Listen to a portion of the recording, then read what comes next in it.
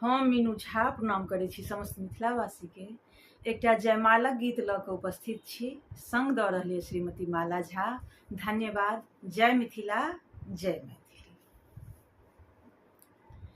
कहाँ माँ के मोहर माला, कहाँ माँ के रेत है, कहाँ माँ के मोहर माला, कहाँ माँ के रेत है, कहाँ माँ के सुंदर दुल्हा,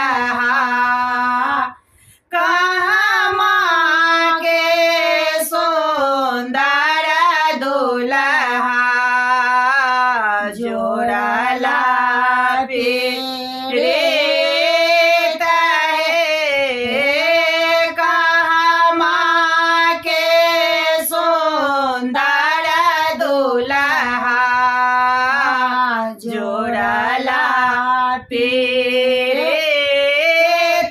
है, जनकपुर के मोहर माला, मिथिला के रेत है, जनकपुर के मोहर माला, मिथिला के रेत है, अयोध्या के सुंदर दुल्हा, जोड़ला पेड़ेत